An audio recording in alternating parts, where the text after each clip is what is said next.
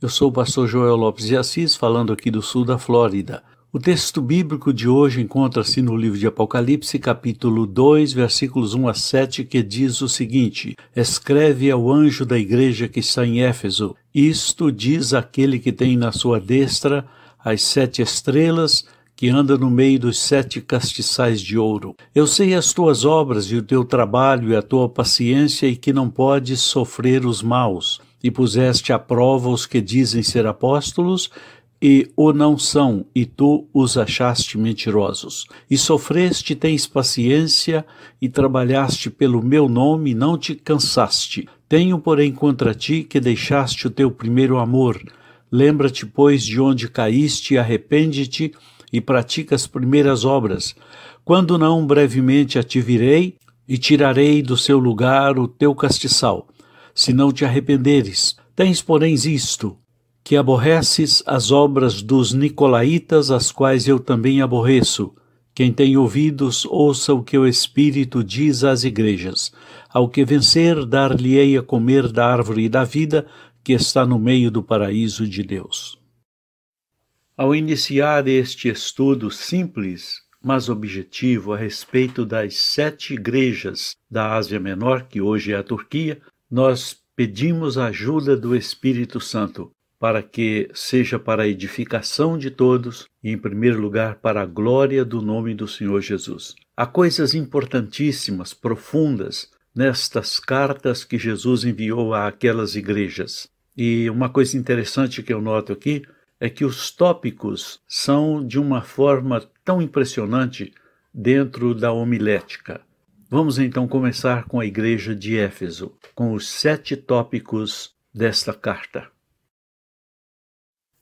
Mas antes disto, eu quero lembrar a todos que cada igreja existiu literalmente e estava numa sociedade idólatra e tinha uma condição espiritual específica, cada uma delas, e cada uma daquelas igrejas representa um período do cristianismo. A igreja de Éfeso, por exemplo, representa o cristianismo do 1º século.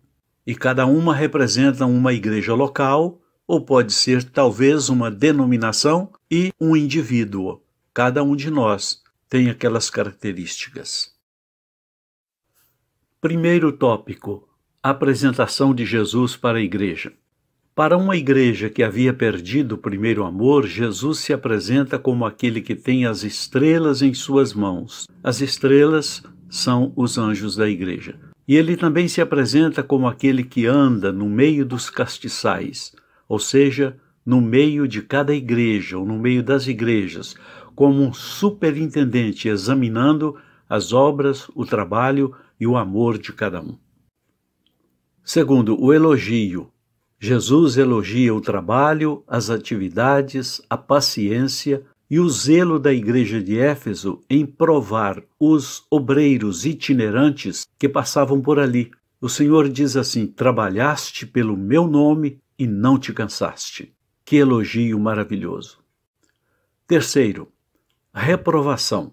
Ele reprova aquela igreja por ter perdido o primeiro amor, aquele calor, aquela paixão, a dedicação de um novo convertido. Que nós tenhamos o cuidado de estarmos sempre examinando como está o nível do nosso amor pelo Senhor. Quarto, advertência.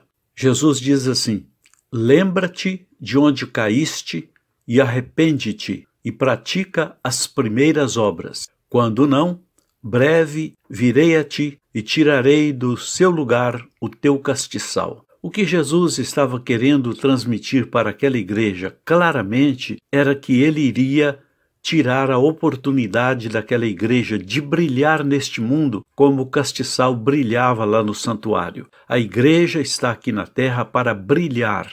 Jesus disse que ele é a luz do mundo, mas também disse: vós sois a luz do mundo.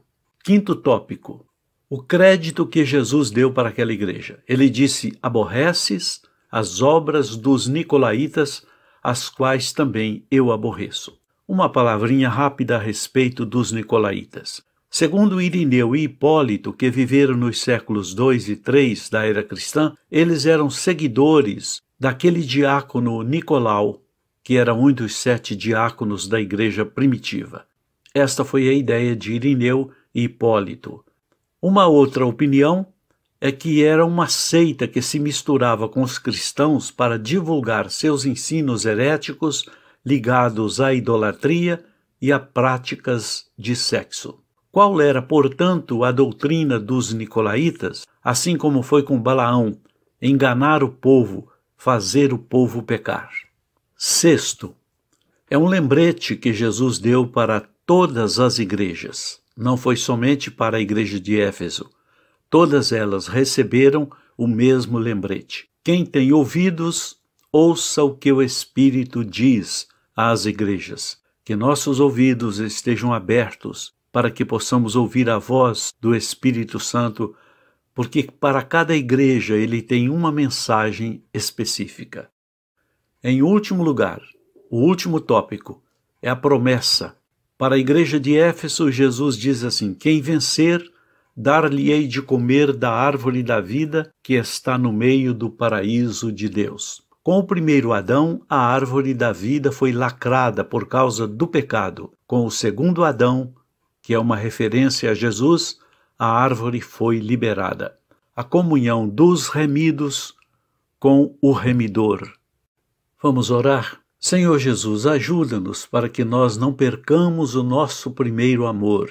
Esta é a primeira base para que nós possamos viver uma vida cristã. Senhor, ajuda-nos, que nós não sejamos reprovados por causa da perda do primeiro amor.